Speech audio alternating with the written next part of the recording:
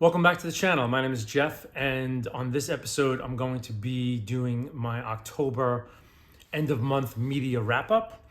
So I'm going to be talking about everything that I've read in the month of October and everything that I've watched, either a film or TV show. So I'll start with the things that I've read. I started off the month, it being October, Shocktober. I wanted to do some horror reading or some horror themed reading. So I started off reading the narrative of Arthur Gordon Pym of Nantucket by Edgar Allan Poe. And I did a complete show on this book, and I'll link it down in the description box. It's a favorite of mine. I read it every couple of years. It's wonderfully inscrutable. It's a mess. It's a fascinating artifact. Poe's only novel that he finished. And I really enjoyed it yet again for the umpteenth time that I've read it. Continuing along the theme of horror, I also read Mary Shelley's Frankenstein in the month of October, and I did a full show on my reactions to Frankenstein. I'll also link that down in the description box. I posted it a few weeks ago.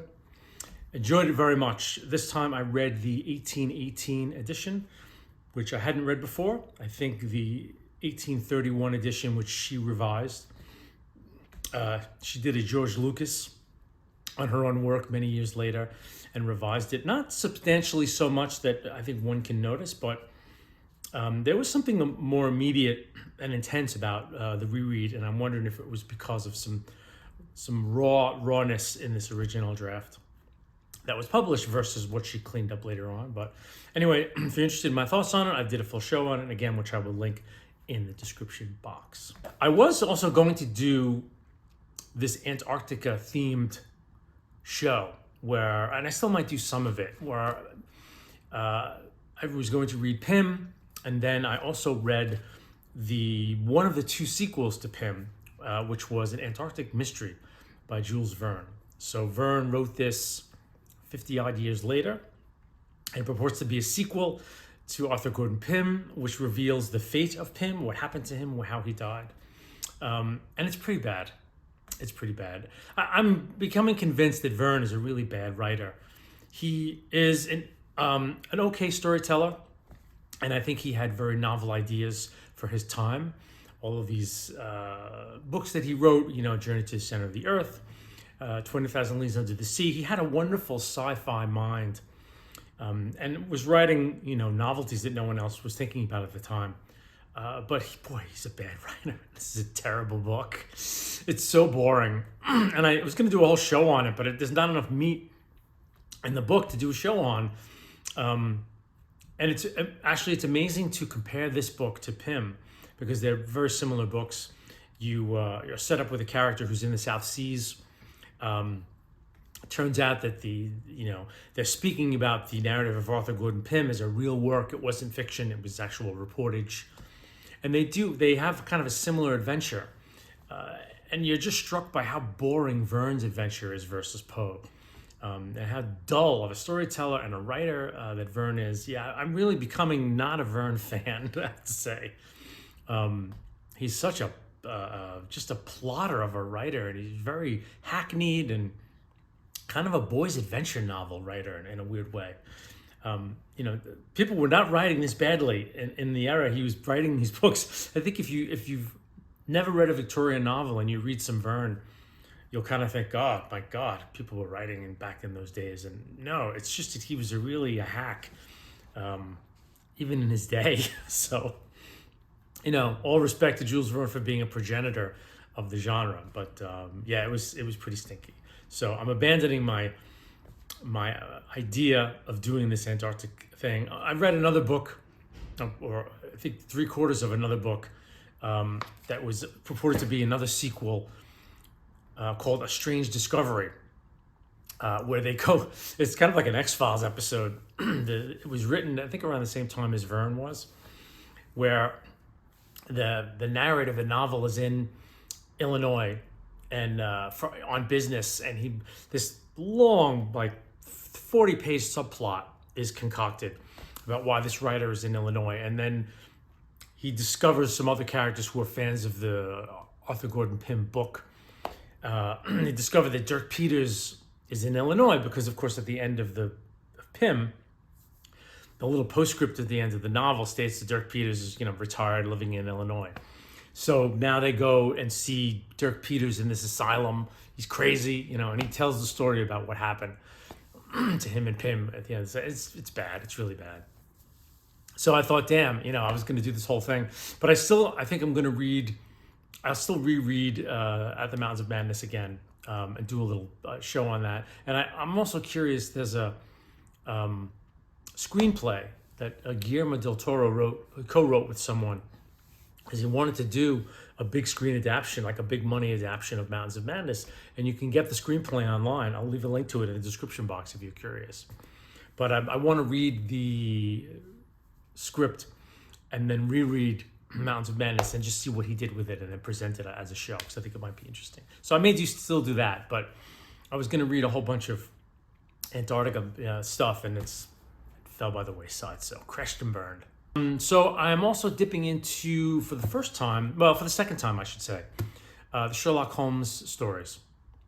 So I started maybe a year ago. I thought, okay, it's time to tackle Holmes. I've never read Sherlock Holmes.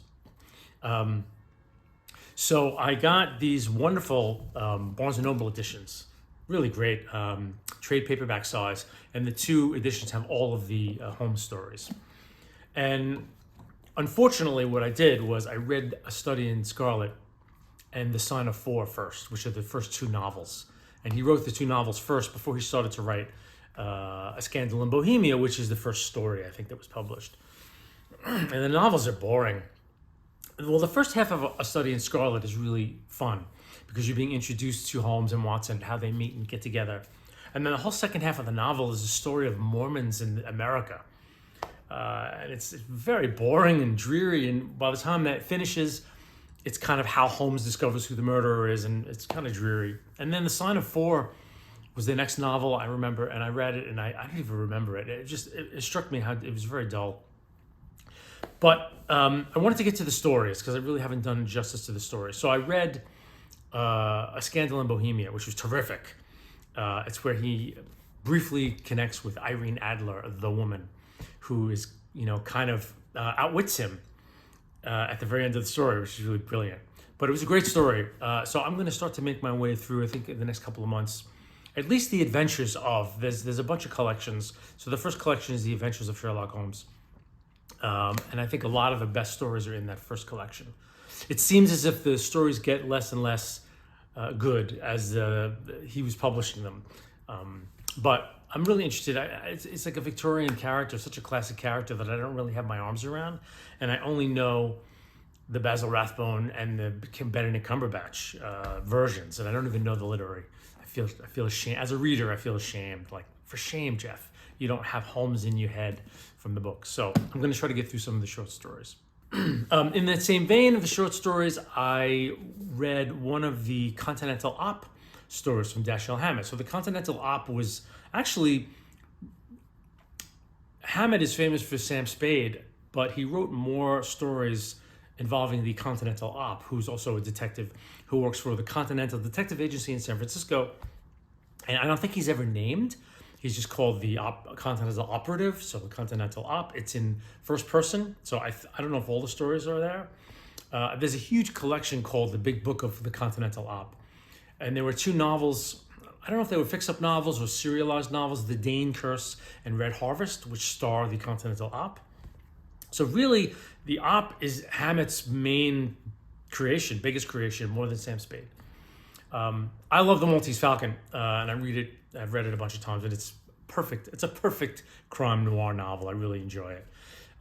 So the first Op story I read was called The 10th Clue, and it was a little clumsy. And I think, he was publishing these back when Black Mask magazine was on, which was the crime periodical that came out in the early part of the century, 20th century. And it was okay, but it was a little formulaic. The Op really doesn't have much of a personality in The 10th Clue. You're seeing the story through his eyes, and there's not much in the way of character to go on. So it's really just kind of an interesting story. I thought I had it figured out halfway through, but it turns out that I didn't.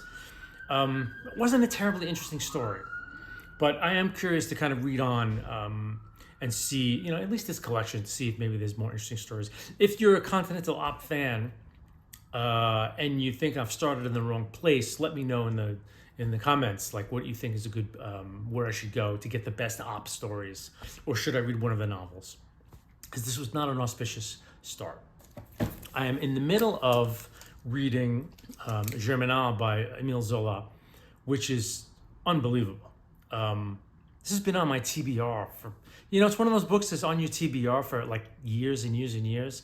I've always wanted to read it.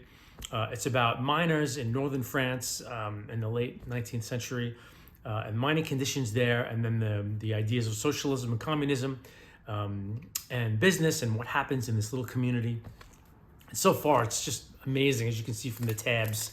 I'm going to do a full show on it, I think, when I finish it. It's a hell of a book. Really more of a social novel. It's really wide-ranging, and it shows you kind of all the levels of what's going on in this little provincial town. And one thing that's amazing to me is how sexually frank this book is. Not in a lascivious way, but it really talks about the lives of these miners, and even the young girls, and how quickly they're sexualized and they go off and get married and who's having kids. And there are times when people are just kind of rutting behind the coal bins, And I just think of other books that came out around this time. I'm trying to remember, this was like late 1800s when this was published. And I only know, the British Victorian stuff from that era, and it's so prim and proper compared to something like this. Although I think things were getting more realistic when this was published. I think Thomas Hardy was coming out, Henry James was coming out. But at the same time, my brief, really, from what I know about those writers still, I don't think it was approaching the level of realism. This reads like a mid-century, 20th century novel, or at least maybe early 20th century novel. I'm really struck by it, how modern it is, and its depiction of realism on all levels of society. It was really kind of impressive. So I'm really amazed. It's I'm 278 pages in. I think it clocks in at about 520. I think this the Oxford edition. So very much enjoying Germinal, and I will do a full show on it when I complete it. Okay, so that's everything I've read in the month of October. I did some TV watching as well. In the last month wrap-up, I talked about that I was watching a show called Endeavor, which is a prequel to the famous 80s detective show on the BBC, or I don't know if it was ITV or the BBC, called Inspector Morse. And this is the prequel, kind of a young Inspector Morse, and his first name is Endeavor, so the show is called Endeavor. And I'm enjoying it, and again, it's a British cozy. So I rolled up another couple of seasons of Endeavor, and it's funny. It's very similar to a lot of shows in general, where you come to love the show maybe in the first 3 or 4 seasons, and the show has a very small world in which it works in. It tells kind of small stories. It really focuses on the characters, the procedurals, the small town, whatever's going on.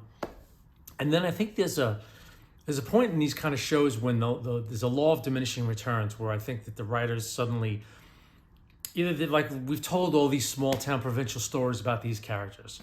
So the show starts to widen out a little bit, and sometimes it does big dramatic things, and Endeavor is definitely doing that. It jumped out, and it has characters going to Venice. It's punching a little above its weight in certain ways. They gave this Endeavor this arc. He falls in love with this woman in Venice, and who she turns out to be, and his great love affair. So it's a little, and then but season 8, which is 8 of 9 seasons, it kind of came back to doing what it's doing, and the old crew came back again. It threw the main group of characters that you liked into a really shitty situation. It put them in like another district under a really crappy boss, which creates drama. And I feel like the writers were sort of like, well, what are we going to do with these characters? Well, what if, the station gets closed down and all these characters have to go work under asshole bosses? And that was kind of one of the seasons. And then season 8, they kind of came back, and they were back in control of the station, and it was just them again running the show, which was nice. But some of the characters they're running out of steam, but I could see one more season is about as far as it's going to go. You know, they've taken some of these characters as far as you're really going to go with them. So the last season I have to pay for, so I'm kind of waiting for whatever reason to watch the final. I think it's 3 more episodes in Endeavor. But I'm enjoying it. It's a cozy for me. It's just a very enjoyable British detective show that takes place in the city of Oxford, famous Oxford University. So there's all kinds of literary allusions and literary themes in every case. The amount of dead bodies they pull out of Oxford, it's astonishing, frankly. But yeah, so I've enjoyed that. I also watched a documentary about Anne Lamott, who wrote famously Bird by Bird. She's written a ton of other books. She wrote a book called Tender Mercies about her spiritual journey to Christianity. But this is a book that every aspiring writer who under the sun is usually recommended to get. As you can see, my bookmark in it, I'm rereading it for the 1,000th time because it's a wonderful book. More about how you come to the writing process and how you think about what you're doing. And it's a more philosophical way of how you approach the work that you do. And not necessarily like this is how you do character, this is how you do plot. And it's wonderful. And the documentary is beautiful. I think it was done in the late 90s. And it's all about her life and her son and her little community that she lives in. And she's very, very unassuming. She's not a best-selling writer, right? But she's a successful author. She writes books every couple of years and they sell well enough where she makes a living at it. But it just kind of shows her like a week in the life of her running a writers group for some people in her town. It shows some of the speeches she's given around the country when a new book that she just wrote was released. It shows her relationship with her son, and it talks a little bit about her life, about her struggles with addiction and her recovery, and it's just wonderfully inspiring. She has the kind of life that I think I would want, where she's very invested in her community. She has a very robust creative life. She makes art. She has her own little family. She has a family of choice. And she, does acts of service pretty regularly. And she's just an extraordinary human being. Anyone who's even approached the creative process at all, I would recommend finding this documentary. I think it's called Bird by Bird. You can get it on Amazon. You pay like $2 or $3 for it. I stumbled upon it. I don't even remember how, but really, really worth a watch for a lot of great reasons. And finally, I'm in the middle of 6 episodes into, I think, what will be 10, which is the latest season of Bosch Legacy. So Bosch was a TV series that Amazon started almost 10 years ago, based on a series of novels about a detective named Hieronymus Bosch, Harry Bosch, written by Michael Connelly, that take place in Los Angeles, present day. I picked up a couple of the Connelly novels. I really enjoyed the first one. I've tried to pick up other ones. I think I read the second one. I may have tried to read a third. And I don't find him a very good writer in general. I think for him, it's more about the stories and what he comes up with as the plots. But I'm really kind of bored by a lot of the subsequent writing that I've read from him. So I haven't gone any further. But the show is great. It stars this guy, Titus Welliver, as Harry Bosch. And for a while, Lance Reddick was on, who was famous from The Wire. And it has a couple of Wire alumni in it. And it's kind of The Wire light in a way. And there were like 7 or 8 seasons of Bosch. And now it's gone from Amazon Prime to Freeview, which is kind of related to Amazon. So I think you have to watch it with commercials, which kind of sucks. But now it's about his daughter, who has gone into the force. So Harry's retired. He's a private detective, but he's still connecting with a lot of the old characters from the Bosch show. And his daughter is now a new cop, and you're seeing her rise up into the ranks from being a beat cop in season 1 of Bosch Legacy. Now, season 2 of Bosch Legacy, she stepped up into a more detective role. It's great. I love it. It's not groundbreaking TV. It's not amazing, but it's solid. They're good plots because McConnelly is I think producer of the show or a consultant, so they're all rooted in the books that he's written, and I guess he's done a lot of research on the Bosch books, where you've got plenty of material for the show. So the stories are really interesting, and it's very binge worthy. But I love Watch Legacy, so it's kind of, I guess it's kind of like a dad watch. I'm in my mid-50s. What are you gonna do? But enjoy it very much. So I'm looking forward. They're not dropping it all at once. I've got 6 episodes under my belt. There are 4 more to go, so I'll have to wait. I think they're doing 2 a week, so I'll have to wait a couple of weeks to finish it out. But I'm enjoying it very much. And the final segment of the month-end media wrap-up is the films that I've watched. I started out the month watching a film called Manhunt, directed by Fritz Lang, which was a movie my mom wanted to watch. I was visiting her, and she was like, "Oh, I want to watch this movie called Manhunt." And I was like, someone recommended it to me. I was like, okay, never heard of it. And this hunter decides that he wants to stalk Adolf Hitler. And it's I think it's in the 30s, maybe just pre-World War II. The Brits weren't in the war yet, so late 30s. And the movie starts out with this hunter, he's getting himself into a position. He loads his rifle, he puts up the crosshairs, and Adolf Hitler, walks out into the crosshairs, and he's sighting on Hitler. And there's this incredible tension. Will he pull the trigger? Will he pull the trigger? Of course he doesn't. And he gets caught. And it's at the Berchtesgaden, which is Hitler's retreat up in, I think, the Bavarian mountains.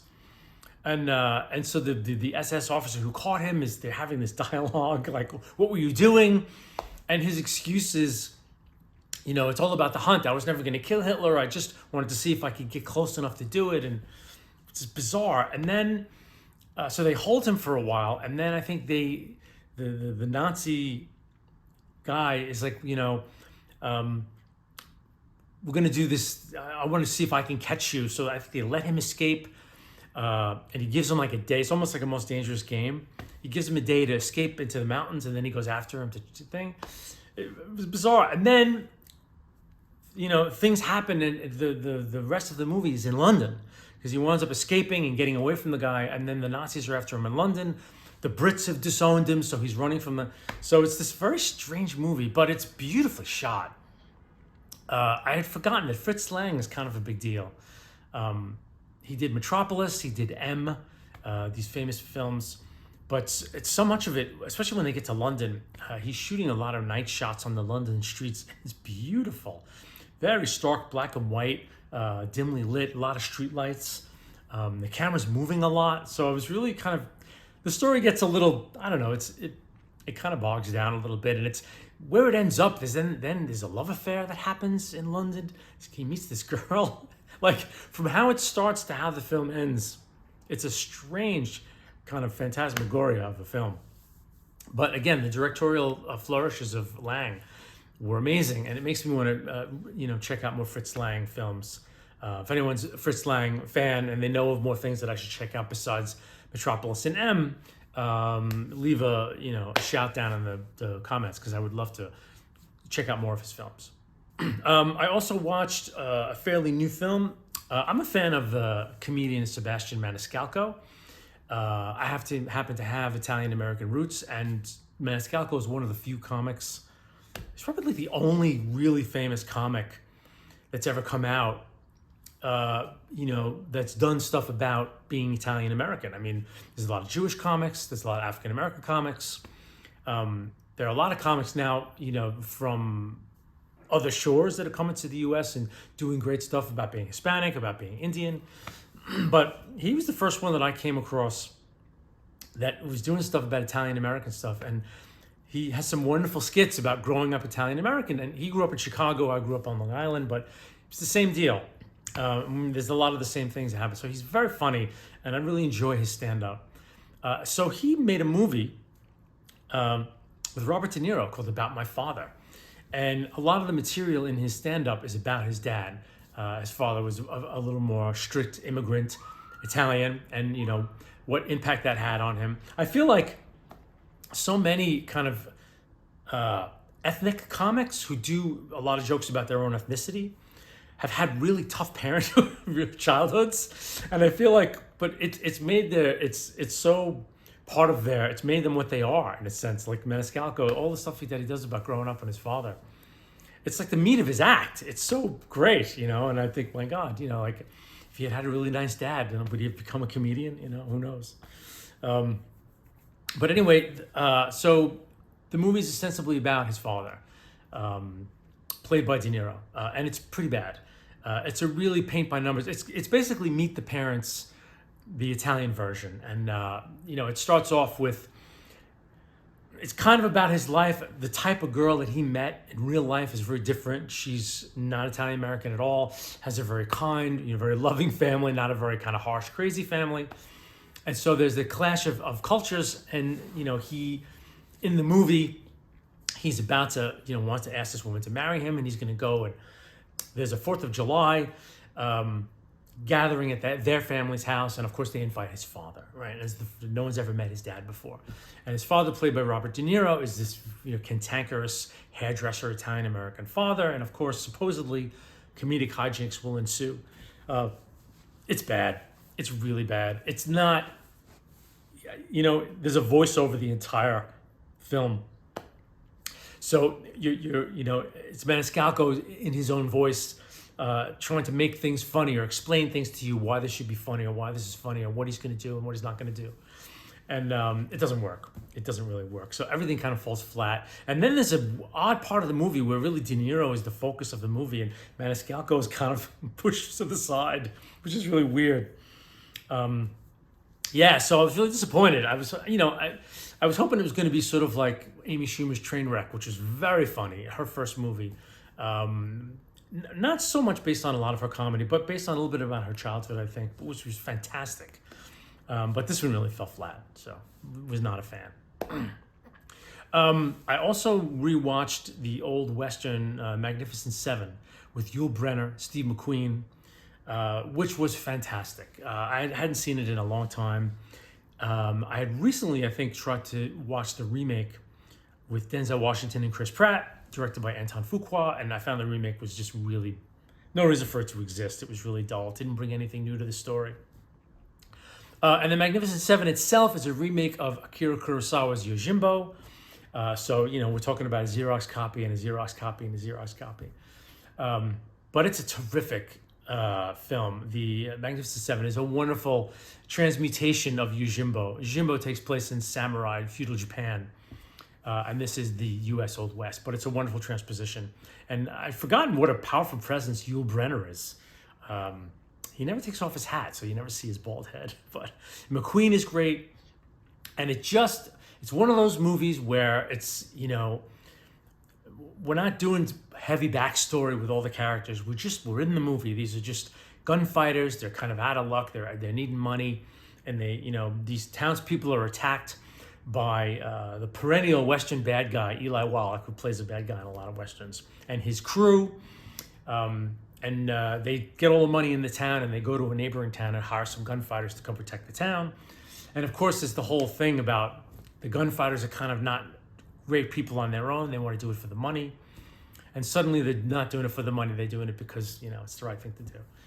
But it's really winning and fun and enjoyable and all the way through. Like, it's a crackerjack movie. Really much enjoyed it. And then the last two I recently rewatched John Carpenter's The Fog, which was the movie he did after Halloween.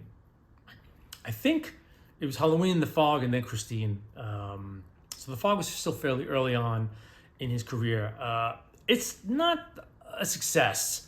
It has a lot of the wonderful elements that Carpenter does, meaning the dread buildup of that the fog is coming in. A lot of shots of the empty town or shots of the empty beach. The creepy music, which I think he did as usual. You have Adrienne Barbeau plays a disc jockey up in this lighthouse, and she's kind of narrating things as they happen because she can see them. It has a lot of the characters from his couple of previous movies. The main character in Assault on Precinct 13 is in it.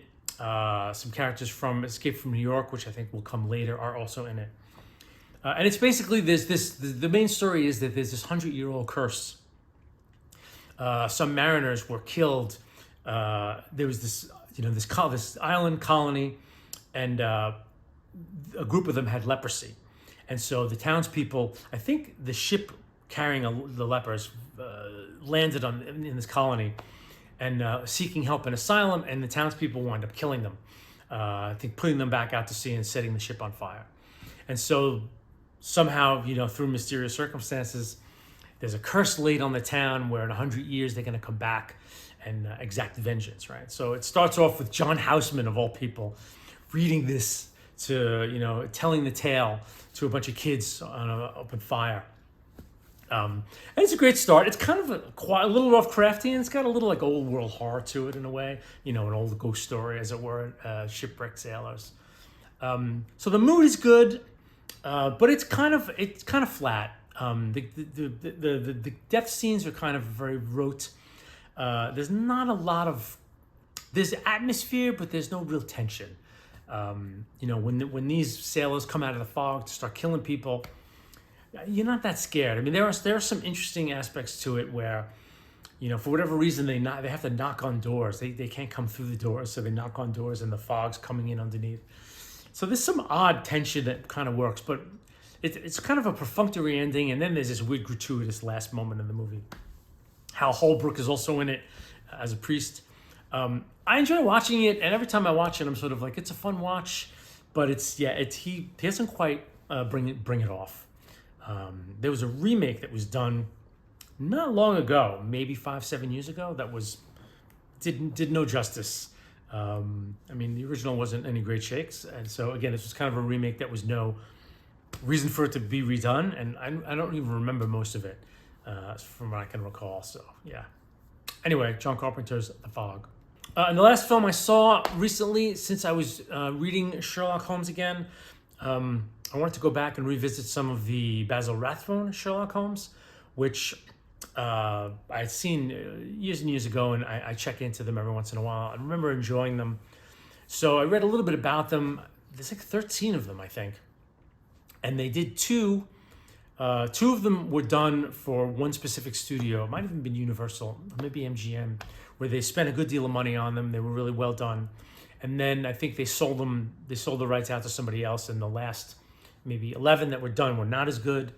Where the first two were done in period, and then I think the last bunch were done during the Nazis era, because it was that time. I think it was in the 30s and 40s when they were done. So it's Holmes fighting Nazis, which is kind of odd. But this one was, I think, the second movie, which was supposedly recommended as the best. It's just called The Adventures of Sherlock Holmes. Hounds of the Baskervilles is what I remember and really like, which was, I think, the first one done. This one was really boring, and this one was about, even had Moriarty in it as a character.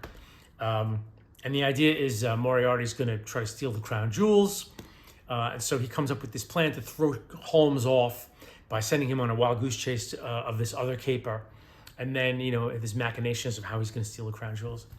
It starts out okay, and you're like, oh, it's him versus Moriarty, which is great, because from what I have heard, Moriarty's only in one story of Doyle. And he's such a compelling figure. It's amazing that he created this arch villain.